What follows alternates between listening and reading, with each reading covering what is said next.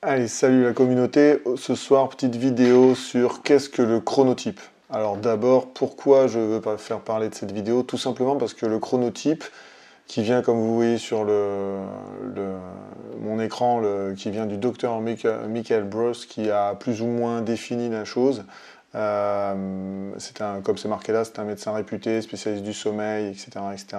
Il a écrit un livre et il s'est inspiré, on va dire, du rythme des animaux pour définir 4 chronotypes. Et d'abord, petite définition du chronotype. Donc le chronotype, qu'est-ce que c'est? C'est la tendance d'une personne à être plus efficace tôt le matin, dans la journée ou le soir. Alors, en gros, déterminer son chronotype va nous permettre de savoir si, en fonction de l'animal qu'on représente, de pouvoir définir notre pic de productivité. Donc je reviens un petit peu sur le livre du docteur Breus maintenant. Dans son livre, donc, il permet de trouver son chronotype et donc d'adapter, on va dire plus ou moins, de trouver son pic de productivité et donc d'adapter ses journées pour être plus productif, comme vous l'aurez cru.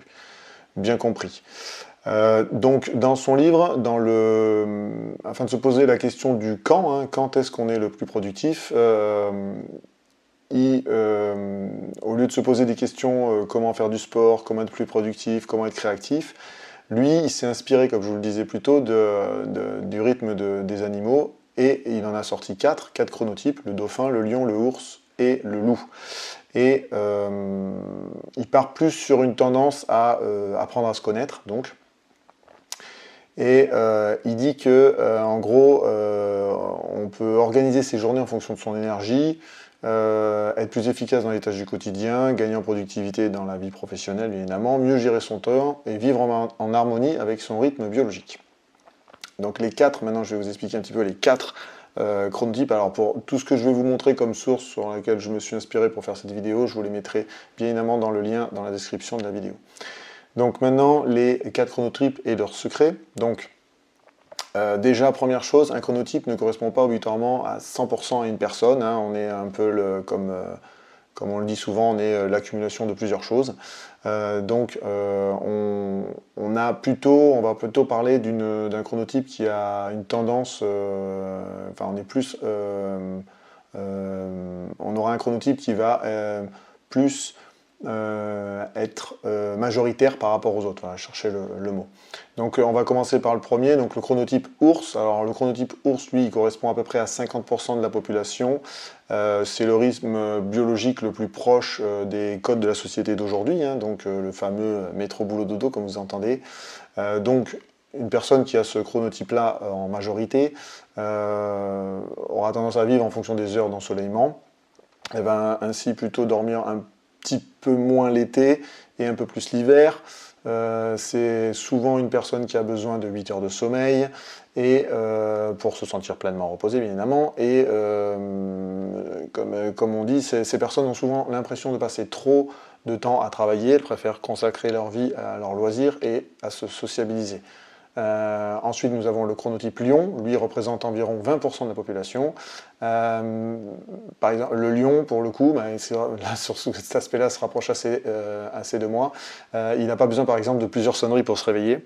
Le matin, il est en pleine forme dès qu'il pose le pied par terre.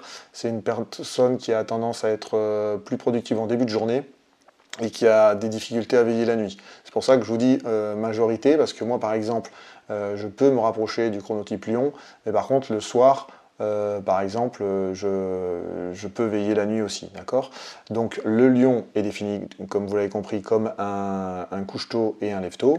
Alors il le rapproche aussi à des personnes qui ont tendance à accorder beaucoup d'importance à leur carrière, leur vie professionnelle, ce sont des gros travailleurs. Ensuite, nous avons le chronotype loup, lui aussi, qui représente à peu près 20% de la population. Lui, le loup, par contre, pour le coup, c'est un couche-tard et un lève-tard. Par exemple, qui peut s'adapter plus au rythme du travail sur Paris, par exemple, où ils ont tendance à commencer plus tard à cause des transports, notamment, et à finir plus tard. C'est une personne qui a besoin d'énormément de temps pour se mettre en route le matin. Elle est également plus créative en fin de journée, voire même le soir ou la nuit. Donc on les rapproche souvent à des artistes, des créatifs. Et enfin, nous avons le chronotype dauphin. Alors, ce dernier chronotype, il représente que 10% de la population. Pourquoi? Parce que les dauphins sont des petits dormeurs. Ce sont des personnes avec un sommeil très léger, qui peuvent parfois se contenter de 4-5 heures de sommeil par nuit, et elles ont tendance à se réveiller très facilement, voire à faire des insomnies. C'est pour ça que ça représente beaucoup moins de personnes. C'est souvent lié malheureusement à ce problème d'insomnie. Les dauphins sont efficaces le matin, puis en fin de journée. En milieu de journée, d'après-midi, ils sont dans le creux de la vague, comme on dit, au niveau de son énergie. Et les dauphins sont souvent, on dit qu'ils sont souvent multipotentiels, hypersensibles, avec une tendance à l'anxiété. Donc maintenant, comment trouver son chronotype? Alors déjà, comme je vous ai dit, je vous mettrai tous les liens de ce que je vous parle dans cette vidéo dans la description.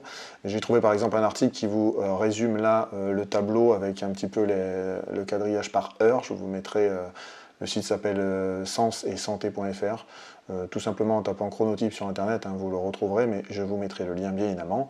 Les tests qui vont permettre de trouver le chronotype, la première chose, c'est déjà le bouquin du Dr Bruss, où dedans il a intégré un test qui va vous permettre de voir votre chronotype majoritaire et donc de trouver votre pic de productivité en fonction de votre biorhythme. Nous avons ce qu'on appelle le test de Horn et de Horsburgh 1. C'est un questionnaire de 19 questions qui vous permet de vous situer sur une échelle de matinalité, allant de très matinal à plus tard dans la journée. Il y a le BioQuiz de Dr Bruss. Lui, c'est un quiz de 45 questions qui vous attribue un animal avec une majorité.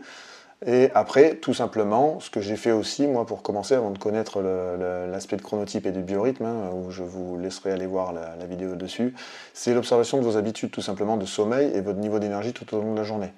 Il vous suffit de tenir par exemple un journal de bord ou d'écrire sur une note comment vous vous sentez dans la journée et de faire ça quand même sur quelques semaines pour voir un peu votre rythme, comment il évolue, notamment quand vous avez une semaine chargée, une semaine moins chargée, votre état de fatigue, etc.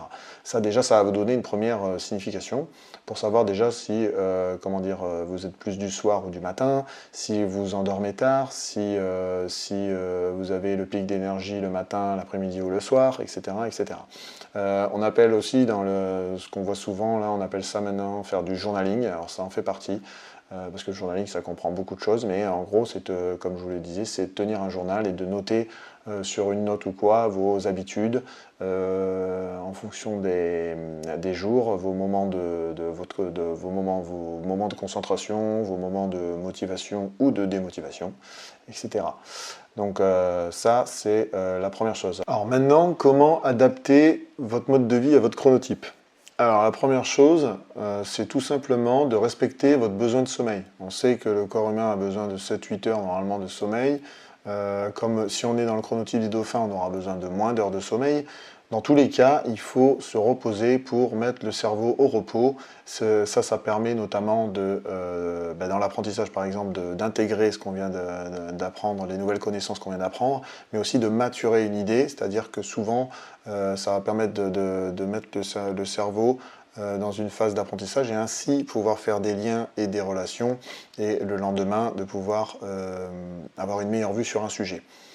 Évidemment, pour faire ça, il faut, je vais vous donner des conseils que vous pouvez lire à peu près partout, mais éviter les écrans, la caféine, l'alcool avant de dormir, et créer un environnement propice pour le sommeil, calme, obscurité, température agréable, pas trop chaud dans une chambre, etc. Profiter de la lumière naturelle, ça c'est important, c'est-à-dire il faut s'exposer à la lumière du jour dès le réveil et pendant la journée, surtout le matin si on est par exemple dans le chronotype des lions ou un ours, et le soir si vous êtes un loup ou un dauphin. Alors j'ai lu notamment sur des articles, quand on est plutôt du matin, comme moi, qu'on n'a pas de problème à se le réveiller, il faudrait par exemple profiter de la lumière naturelle, du soleil, dans la première heure après le lever, ce qui permet de faire un réveil, on va dire, naturel et pouvoir, comme ils disent, synchroniser votre horloge interne et permettre de réguler votre humeur. Ensuite, il faut planifier vos activités en fonction de votre énergie. C'est-à-dire qu'après avoir fait le quiz, n'importe lequel que je vous ai dit avant, et d'avoir défini votre chronotype majoritaire, il faut faire par exemple du time blocking pour bloquer des créneaux sur les moments où vous êtes le plus concentré, où vous avez le plus d'énergie. D'accord? Si vous êtes l'ours ou le lion, ça sera plutôt le matin, loup ou dauphin plutôt le soir. D'accord? Bien évidemment, quand vous programmez ces créneaux de focus et de concentration, enlevez tous les parasites, comme je le dis à chaque fois, le téléphone, les notifications,